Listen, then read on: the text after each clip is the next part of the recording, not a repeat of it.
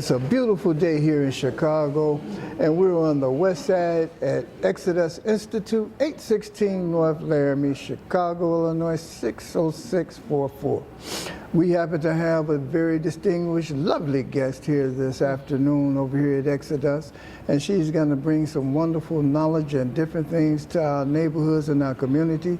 She's been doing some great work in our neighborhoods and our community all over the city, as a matter of fact, because of some of the work that she did. She may have changed the city from blue to red, which when election time, it turned out to be purple. Ladies and gentlemen, I'm going to introduce to you the woman that I happen to know as P.R.I.P, and she can come and tell you what it is that she's done and what she's doing and what she's going to do over here in our great city. Ms. P.R.I.P, go ahead. Thank you. I'm Patricia Ray Easley. My public name is P.R.I.P. I am a lifelong Austin resident, a fourth generation Chicagoan. My great grandmother came up here in 1947 or 48. She said that when she was down in Chula, Mississippi picking cotton, she would go to the fields every day with high heels and makeup on. She said just because you're picking cotton don't mean you got to look like a cotton picker, so grandmama did not stay down in them cotton fields too long. And so she came to Chicago, and then my grandmother and my grandfather joined her in 1950. They had my mother in 1957. My mother met my father in 1969. Okay. And the Chicago Public Schools at Hess Upper Grade Center in the North Lawndale community, they got together in 8th grade when they were 13. They got married when they were 25. They had me when they were 30. So my whole life is the west side of Chicago. Without the west side of Chicago, I would not exist. I grew up as a princess of sorts in the Democratic Party here on the west side of Chicago, because when my parents graduated from college, they decided to move back to their neighborhood. Typically, when our people get a little piece of education, the first thing they want to go see is if white people water is wetter or if they ice is colder. So they want to leave the communities that they grew up in. However, my parents came back. So this is my neighborhood. This is where I want to live. This is where I enjoy living. I like the people. I like the food. I like that people play the blues on their porches at night in the summertime. I love it all. I love it. I love it. I love it here. So when I saw that there was an issue with policy as far as like how the housing situation was being handled, I decided that I was done with the Democratic Party. Okay. So, you know, what year was this that you made the change from the blue to the red? About 2017, 2018, because in 2016, I left the country and I went into political exile and I moved to West Africa in Senegal. And I did that to protest Barack Obama and Rahm Emanuel. And that's because they were tearing down the housing. They tricked our people into focusing on Rahm closing the schools, but the issue was never the schools, the issue was the houses, because they tore down the houses. Right? So let's say we got a 2-flat. At our peak, we could say, like when I was growing up, we had, let's say, 4 kids per 2-flat, okay? So if you got 4 kids per 2-flat, you tear down 7 2-flats, that's 28 kids, that's a whole classroom. Right. They tore down 2 flats, multi-family buildings. We got some blocks that are filled with vacant lots, and then they got an empty school at the end of the block. Right. So they made the people focus on the empty school and not all the vacant lots. And I'm like, how is it that the Democratic leadership in the city of Chicago can allow our housing stock to be demolished like this? You went over to Africa. Yes, and sir. Where you were at, there's a place called the Door of No Return. Yes, on Gorée Island. Yeah, and so while you were over there, but you went there, did you touch or feel? Yes, Gorée is one of my favorite spaces. That's one of my all-time, because it's now an artist island. Okay. So they have like people who own houses, a lot of art people who are there, but the Door of No Return is there as well. I went there and I really enjoyed it. I really, really enjoyed being at the Door of No Return. So you came back? Yes. From there to? Because I told myself I was doing really well in Africa, okay? Very, very well. I had a series of contracts with international schools doing English literacy consulting. Okay. And so with that, I told myself it does not make sense for me to build a life abroad when I'm not done with my work at home. So I came back to the city. I was only supposed to be here for 2 weeks. Now it's been like 6.5 years. Wow. And I'm really trying to get back bad. Oh my God, do I want to get back to Africa? But again, I'm busy now. Like people like P-Ray, how you gonna start the revolution and then go back to Africa? But P-Ray is getting out of here soon. But with all that being said, I told myself I can't do this anymore because our leadership was more aligned with the Democratic Party than they were with the actual people. There is no reason that our housing stock should have been demolished like that from a municipal, county, state, or federal level. So what do you think this Red Party is going to do to help your community, our community? Our community. Well, first things first, they're going to be America first. We are American people. We are Negroes. Okay, I say Negro. A lot of people don't like the word Negro, but that's what's on my mama and daddy's birth certificate. And that makes us a part of the non-immigrant class. That makes us 100% American. Okay. The Negro does not have any refugee status anywhere in the world. Okay, this is our country. And if we have a political party that is going to be America first, then that puts us first in the conversation. We can see right now here on the west side of Chicago, there has been a rapid shift in the demographic of people who are coming here. Right. So I have a radio show, Black Excellence Hour, and I brought the National Security Advisor under Trump, and then he was the director of the DIA, the Department, whatever that stands for. But I think it's Defense Intelligence Agency. Oh, there we okay. go. His name is General Michael Flynn. I brought him on the show, and he told us that the cartel, the Mexican drug cartel, is in the city of Chicago laundering its money through the real estate market in Black Chicago. And that's because we lost out a lot during the housing crisis. So this was a perfect opportunity for them to launder their money, and then the ordinances and laws on the book in Chicago, Cook County, and Illinois allowed them to come here because now they can find sanctuary in our city without wondering about whether or not ICE is going to come and get them. So have you talked to the mayor about this issue? Or? Absolutely. I've gone down to City Hall and talked about this at length because a lot of times when we talk about this immigration issue, people want to center that in the Venezuelans. Okay. And they should, because the Chicago Teachers Union has been going to Venezuela for about a decade now, building relationships with them in the government and inviting people to come to Chicago. So once the Teachers Union got their person in office, here come all the Venezuelans. Wow. How that makes sense, right? But that's not why I'm here. I'm here because I'm focused on the cartel. I'm here because this cartel is bringing fentanyl to the neighborhood and our people are dying. My homegirl Jasmine died on her back porch off the fentanyl. And she has 2 daughters. Her daughters have different fathers. Now the daughters are split up because she died off fentanyl because the cartel brought it here.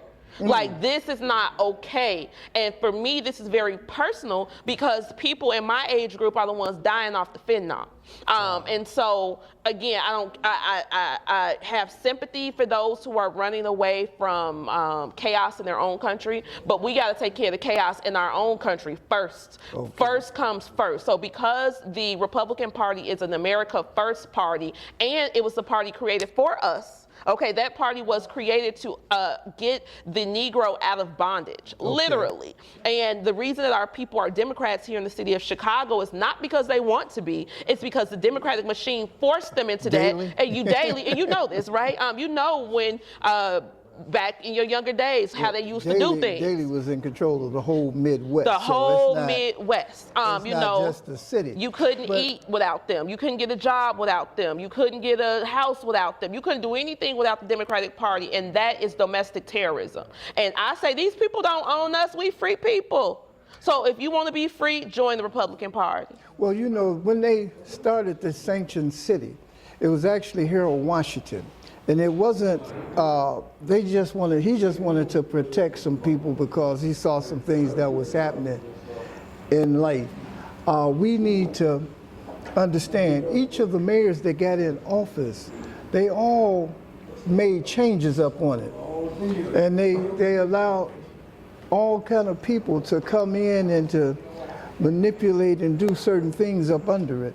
And so now we are kind of stuck in a situation where it's kind of rough and hard, and we are suffering over because of that.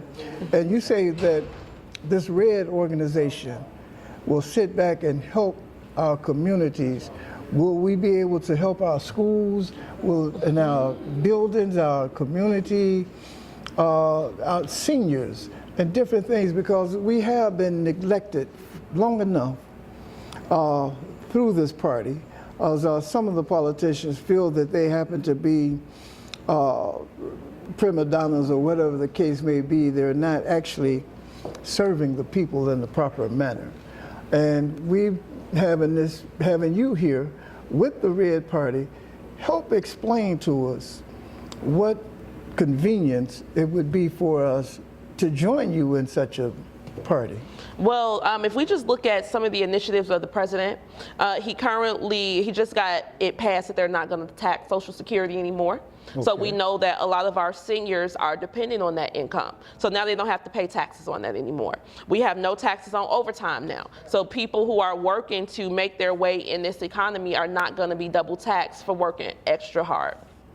We also know that states and municipalities have spent billions of dollars on illegal immigrants. Okay, billions. If we have a president that is going to, one, stop them from coming here, but two, get them out of here, then our expenses will diminish, because now we'll see that that money that we were spending on people without Social Security numbers will be spent on actual American citizens. And that is the goal. Goal number one is to have American tax dollars for American people. Nothing more, nothing less. That's all I want. You know, I'm not asking for them to create a new system or overthrow the government, but use the tax dollars for our people. Give them to us. Right. You know, even one thing that got me started really going to City Hall and speaking on the mic, because before I never did this stuff. Okay, I said I got my own microphone. I don't got to go and talk on theirs. But my daughter is a Chicago public school student. Okay. And she goes to a selective enrollment school, which means she took a test and earned her seat.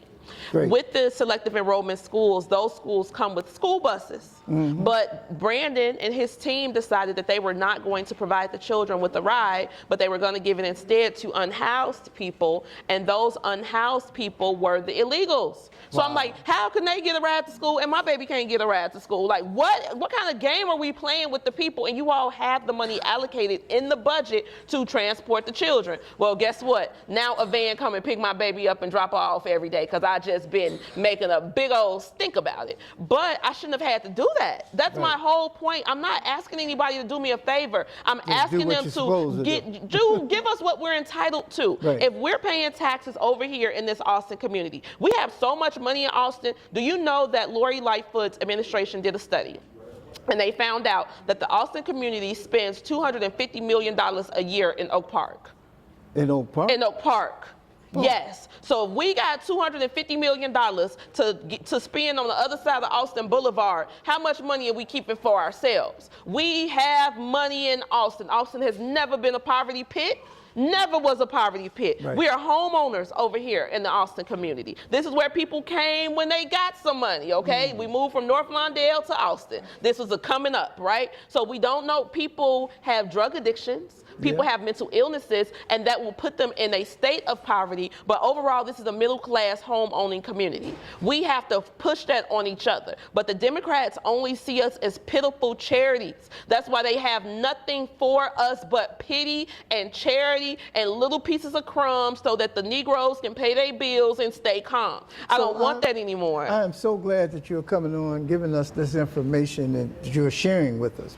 You have a venue yourself where you do this on a podcast or a radio? Yes, I was on. Can you give that information? Yes, Black Excellence Hour. Right now we're on hiatus because we are transitioning from podcast back to the radio. Okay. My goal is to get on WLS within the next month or so. I have a spot there. I just got to get my sponsors up. But I need to get this message back on the airwaves because I meet so many people and they're like, P. Ray, you the reason I voted for a Republican. At first I heard you on the radio. I said, oh, that girl crazy. She just talking about Trump, her Donnie, because that's what I call the president, my Donnie. But they're like, no, now he my Donnie too. Because I had some, well, they're not, they call themselves indigenous people. They're not African, well, they're actually blacks. Negroes. But they say they're the indigenous people. And they call me to find out about your meetings on Thursdays. Wow. Because they wanted to join you. They were proud of the work Thank that you you. were doing, and they were basically on the south side of Chicago. And so I gave them the information and everything, and matter of fact, they were here. They had on their regalia. Chief, yeah, the chief regalia and stuff. They were here for the King celebration.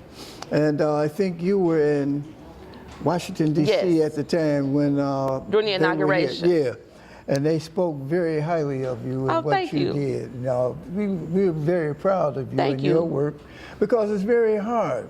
You know, this is a blue city, and we've been caught up under that. And so we have to make people aware to get the information out to them, and that's why we'll be glad to hear from you on WLS. Yes, very Radio. soon, within the month. Like I said, I just got to get my sponsors up and get some things more structured before we go on there. But my whole thing is, you know, even with our movement, love is an action verb that compels. No, love is an action verb that compels one to act.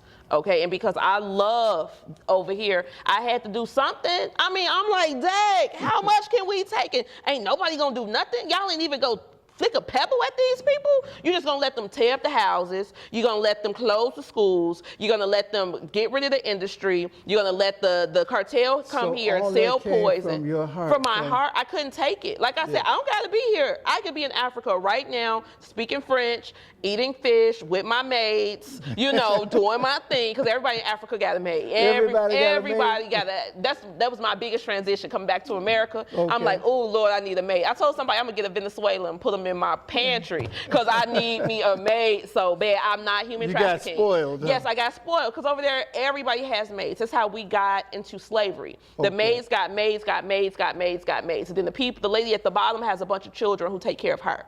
So initially our people in Africa were just selling their maids, but they didn't know, you know, what they were selling them into. And then it got out of control.